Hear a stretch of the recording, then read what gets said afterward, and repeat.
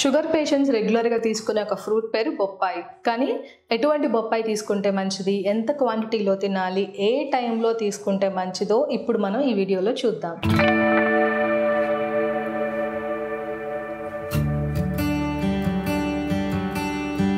Hi, నేను doctor Deepti కారేటి ఇన్మెన్స్ clinics నుండి. Diabetes అంటే వాళ్ళ షుగర్ లెవెల్స్ ఉండవలసిన దానికన్నా అధికంగా ఉంటుంది కాబట్టి వీళ్ళు తీసుకునే ఆహార పదార్థాలు చాలా జాగ్రత్తగా చూసుకుంటే మంచిది. మేము బొప్పాయి తీసుకోవచ్చు కదా అని చెప్పాం కాబట్టి కొంతమంది పేషెంట్స్ ఎక్కువ క్వాంటిటీ తీసుకోవడం, అది కూడా ఆహారం తిన్న వెంటనే తినడం ద్వారా షుగర్ లెవెల్స్ పెరిగిపోయే అవకాశం ఉంది. కాబట్టి బొప్పాయి అనేది డయాబెటిక్ పేషెంట్స్ చాలా మంచి ఫ్రూట్ అండి. ఎందుకంటే బొప్పాయిలో వాటర్ కంటెంట్ ఎక్కువగా ఉంటుంది, విటమిన్స్ మినరల్స్ ఎక్కువగా ఉంటుంది కాబట్టి డయాబెటిక్ పేషెంట్స్ హెల్త్కి చాలా మంచిది. పపాయాలో విటమిన్ ఏ అనే విటమిన్ ఉండటం వల్ల డయాబెటిక్ పేషెంట్స్లో కంటి సమస్యలు రాకుండా ఉంటాయి.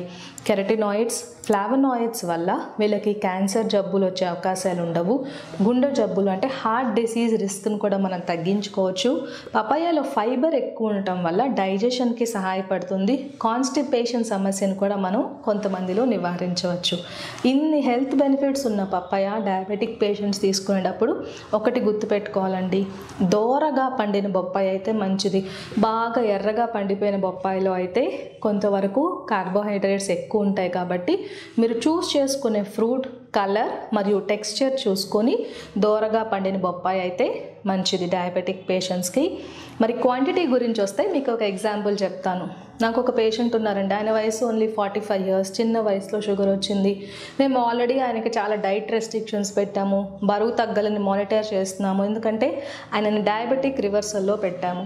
సో ఇటువంటి ప్రాసెస్లో ఉన్న పర్సన్కి ఫాస్టింగ్ బ్లడ్ షుగర్, తిన్న తర్వాత బ్లడ్ షుగర్ రెండు ఎప్పుడు నార్మల్గా ఉండేవి. కానీ మేము CGMS గ్రాఫ్ తీసి చూస్తే డిన్నర్కి ముందు అంటే ఈవినింగ్ 7 o'clock టైంలో ఆయన బ్లడ్ షుగర్స్ ఎప్పుడు 200, 210 వరకు ఉండేది.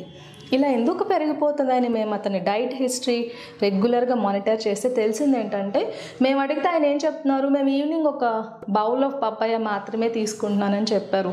ఒకరోజు పిక్చర్ పెట్టమని చెప్పాం. ఆయన ఆల్మోస్ట్ ఇంత సైజ్ బౌల్ నిండా బొప్పాయి పీసెస్ తీసుకొని తినేస్తున్నారు. దానివల్లనే ఆయన షుగర్ లెవెల్స్ డిన్నర్కి ముందు 200 క్రాస్ అవ్వడం అనేది జరుగుతుంది. మరి ఎంత బొప్పాయి తీసుకోవాలి డయాబెటిక్ పేషెంట్స్ ఒక రోజులో అంటే, ఇప్పుడు ఈ బౌల్ చూడండి, ఈ బౌల్లో 3 pieces ఉన్నాయి. అంటే మీ ఫింగర్ సైజ్ మెజర్ చేసుకుంటే మీ ఫింగర్ సైజ్తో ఒక 3 pieces ఆఫ్ పపాయ అంటే 100 grams ఆఫ్ పపాయ. ఇందులో ఆల్మోస్ట్ 10 to 15 grams వరకు కార్బోహైడ్రేట్స్ ఉంటాయి. డయాబెటిక్ పేషెంట్స్ స్నాక్గా తీసుకునేటప్పుడు మిడ్ మీల్ స్నాక్ అంటే బ్రేక్ఫాస్ట్కి, లంచ్కి మధ్యలో 11 o'clockకి కానీ, లంచ్ మరియు ఈవినింగ్ డిన్నర్కి మధ్యలో ఉన్న టైం ఈవినింగ్ 5 o'clockకి కానీ ఫ్రూట్ తీసుకుంటే మంచిది. అది కూడా 3 pieces తీసుకుంటే షుగర్ లెవెల్స్ పెరగకుండా ఉంటాయి.